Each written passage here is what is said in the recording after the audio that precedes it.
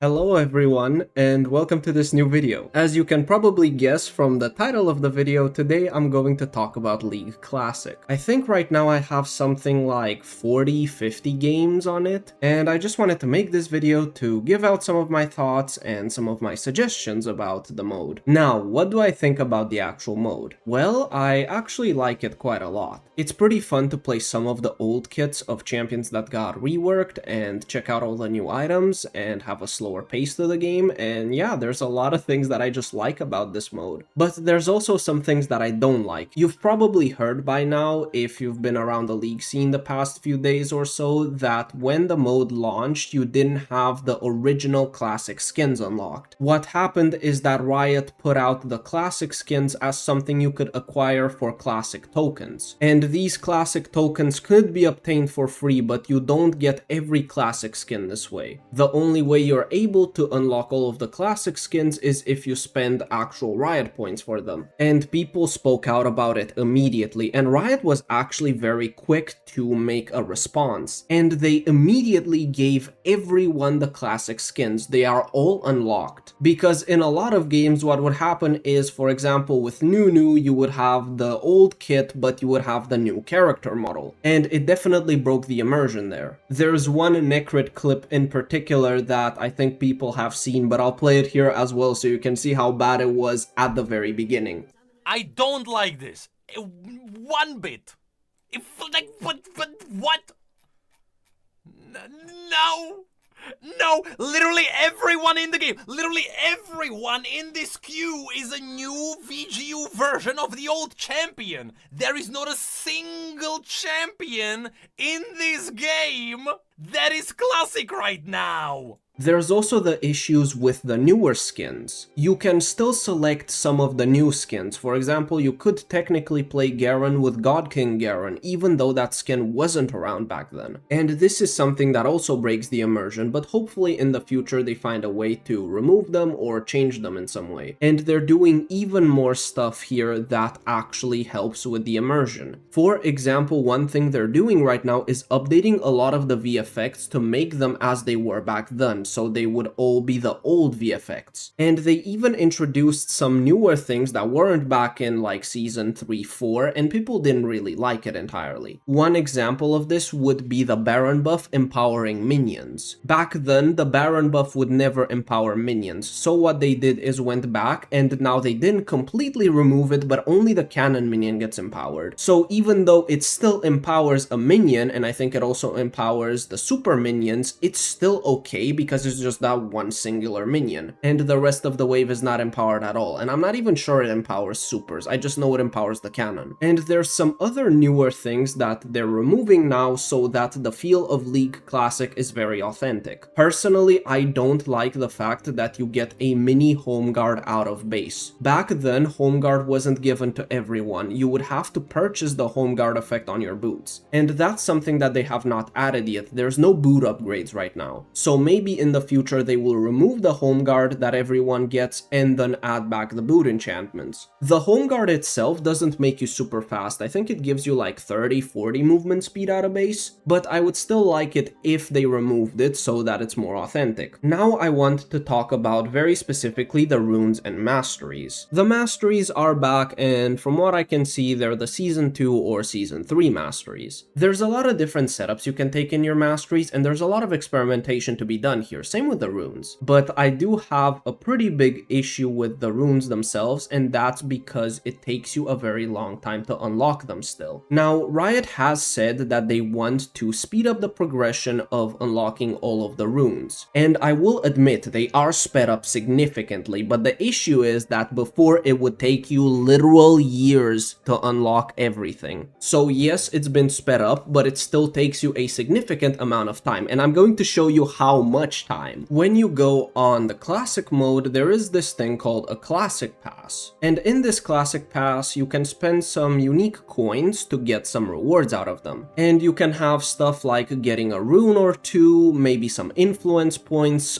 icons, blue essence, and a few other things. And you can progress another thing as well, which is called the classic progression track. So you can get some classic pass rewards and some classic progression track rewards. They're both unique. And much like with the classic pass, you can get stuff like emotes, influence points, and some other stuff. The reason I am talking about these specifically is because I think once you complete both of them, you get around 30,000 influence points. I haven't actually sat down and calculated how much influence points you get from the classic progression track and the classic pass. I'm just giving a rough estimate here, and I think that's on the high end. And there's also some specific missions that you can complete that will give you influence points. And let's say with the missions and the progression track and the pass, you get a combined total of 50,000 influence points. That sounds pretty good. It could allow you to unlock a good amount of runes because the runes cost influence points. And even though 50,000 influence points sounds like a lot, it actually isn't if you're trying to unlock every single rune. And I'm going to show why now. The way it works is that you need to purchase each mark, glyph, or seal 9 times separately. So for example, if I want an attack speed mark, I don't just spend 500 influence points and I get it completely. What I have to do is spend 500 influence points 9 times. And that's because there are a total of 9 mark runes that need to be completed. So to complete one set of marks, you're going to need to spend 4,500 influence points. There's even some more expensive marks right now that are 650 influence points, but let's say you just use the ones that cost 500. So if you want to complete your marks, glyphs, and seals, you will need to spend a total of 13,500 influence points. But there's also the quintessences, and those cost 1,250 influence points, but you only need to purchase them 3 times. So for example, if I want attack damage quints, I need to buy them just 3 times. So one full rune page will cost you around 17,000 influence points. It's a little over 17,000, but let's say 17,000. Now, if we assume we get a total of 50,000 influence points from the pass and the missions and so on, then you can complete 3 entire rune pages. And that sounds great at first, but there's an issue to this, and that's the fact that you cannot customize your runes in Champ Select. What you have to do is make your runes before you load into Champ Select. Only masteries can be customized in Champ Select. So because of this, you will also need to buy rune pages. And initially you start off with 2 rune pages, and I think you get a 3rd one through the free pass, which allows you to have 3 rune pages for free. But if you want to have the maximum amount of rune pages, which is I think 20, you're gonna need to spend 1,500 influence per rune page. So now you have to spend influence points on the runes and the rune pages. And I sat down and calculated how many quints, marks, glyphs, and seals are in the game and how many influence points you need to spend to get them all. Now, before I reveal the actual number, I'm going to talk about specific missions as well. There is a daily mission that gives you 500 influence points, and there's 2 weekly ones that give you a combined total of 2,250 influence points. This means that from the daily and weekly missions, you can get a combined total of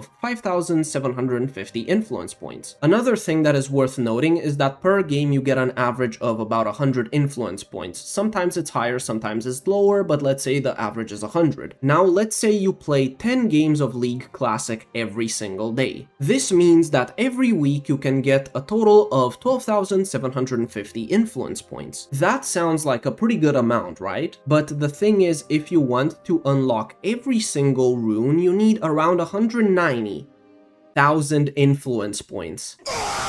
And for some reason, I have a lingering feeling that people will not enjoy this. So if you want to unlock every single rune without an additional rune page, you will need to play 10 games a day for almost 3 months.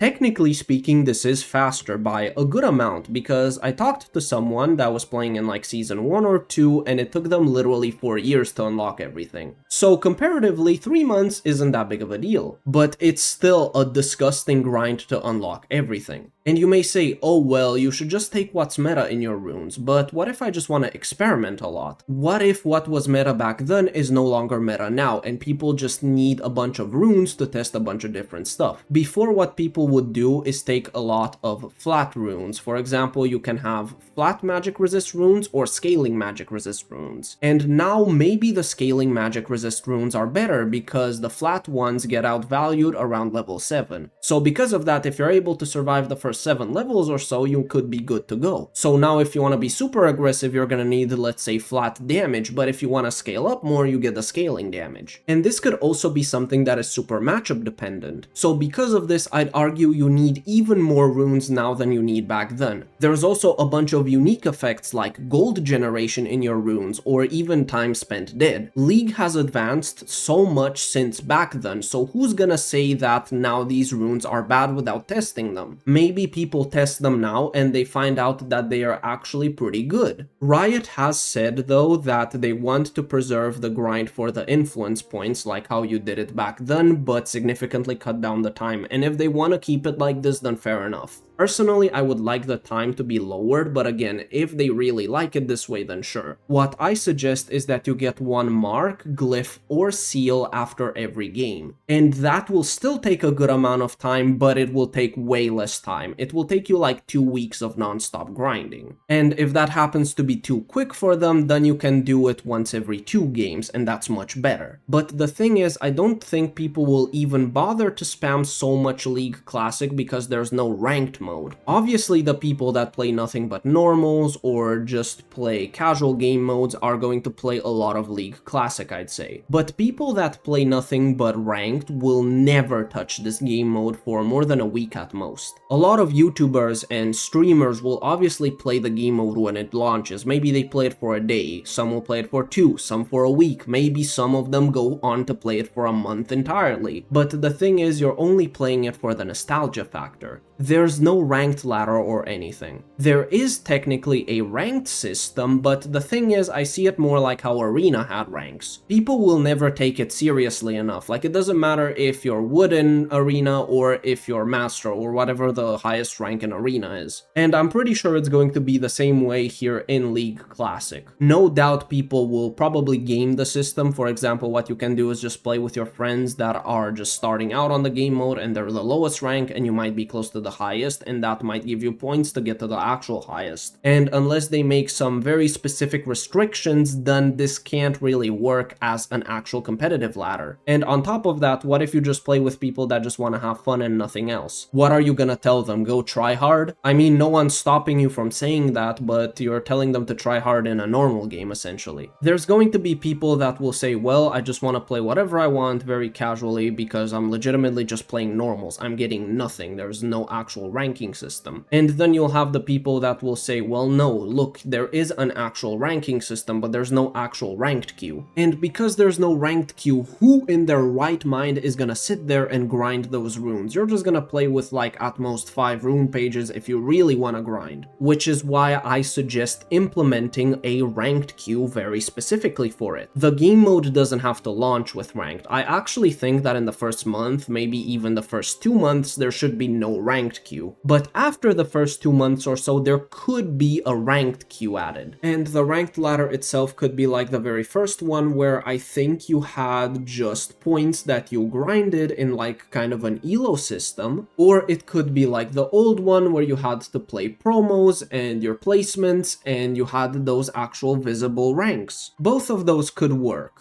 Riot has said that they're hesitant to add a ranked queue simply because it might divide the player base, but I don't think it would divide it necessarily. And this is because without a ranked mode, the people that do nothing but spam ranked will just dip after they've had their nostalgia fill. And I'm sure some people will stick around, and I know some of these streamers and people that only play ranked will come back when they add a character that was not in League Classic when it initially launched, just so they can play that old version. There's a lot of old characters that are missing, like old Mordekaiser or old Aurelia or old Fiora. So when those are added, the people that really liked those characters are gonna come back, they're gonna play them for a bit, and then they're gonna leave. But by making a separate ranked queue, you can tap into this player base. Because again, you are not dividing the player base, you are literally tapping into a player base that would not stick around. So my current suggestions would be to try to find a way to remove the newer skins that are present in League Classic while preserving the old skins that were back then, lowering the grind for the runes even more, and actually adding a ranked queue later on. Because honestly, everything else is great. But this is just my opinion, and I'm pretty curious to see what you all think of the game mode, and if you've played it, and do you like it, and how much are you gonna play it. Now, with all of this being said, thank you all for joining me in this video. I hope you found the video useful, and I will see you in the next video, hopefully very soon.